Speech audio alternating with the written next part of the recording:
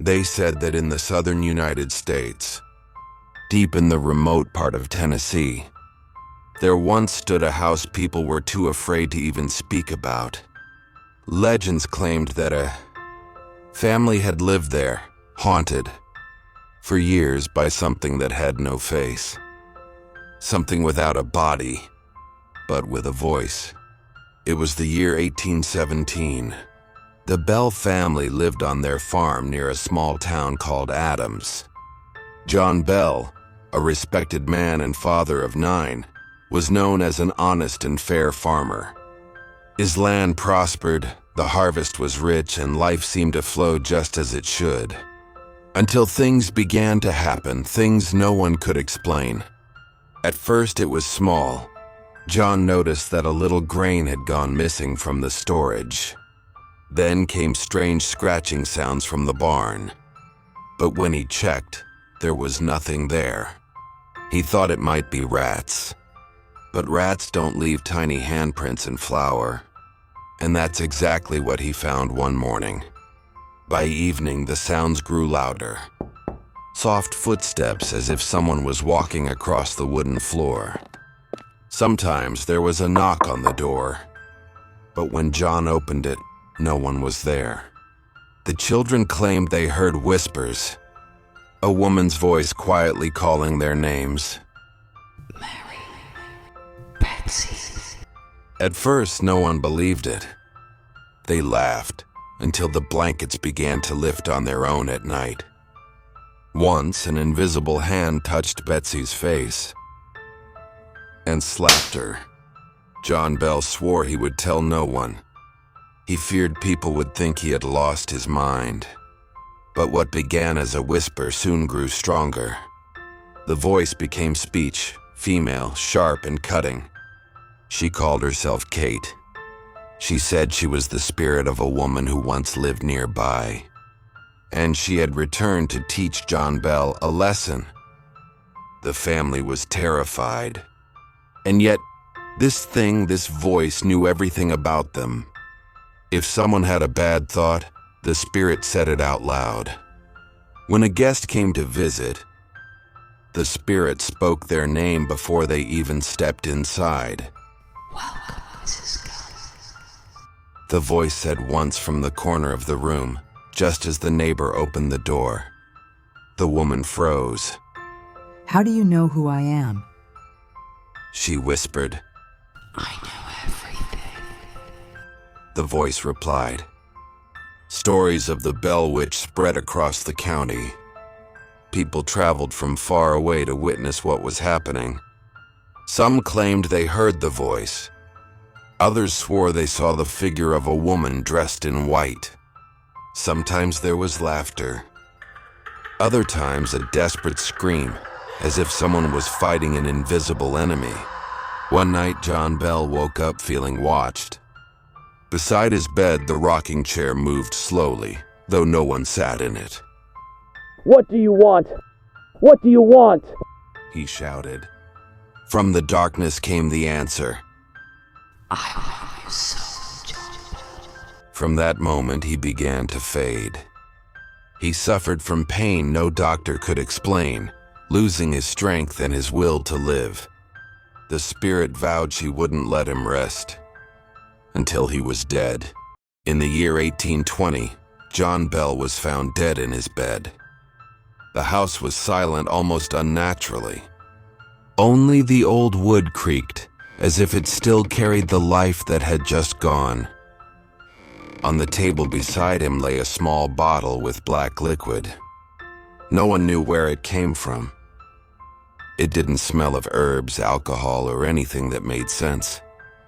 Only a strange chill came from it, as if the liquid itself were alive.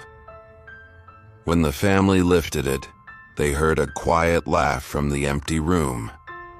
A woman's voice, clear yet distant. I gave it to him. It said. And that laugh, they said it carried through the valley to the river, then vanished in the fog. No one could explain what killed John. No wound, no blood. only a face that looked as if it had finally found peace or acceptance. After his death, the witch appeared less and less. People said she vanished once she got what she wanted. Others claimed she only withdrew and waited. She promised to return in 7 years. And indeed, 7 years later, witnesses heard knocking on windows, steps on the porch, and a woman's whisper. Some swore they saw her in the field standing in the morning mist. Her hair fell across her face, her skirt lifted though the air was still. It was enough to look at her, and at that moment they said one forgot why they came. Then she disappeared. No one knew where or why. Only stories, silence, and fear remained.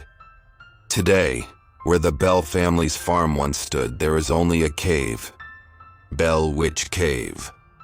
Its walls are damp, and those who enter say they feel they are not alone. Tourists go there with candles, record videos, listen to echoes in the tunnels. Some sound like footsteps.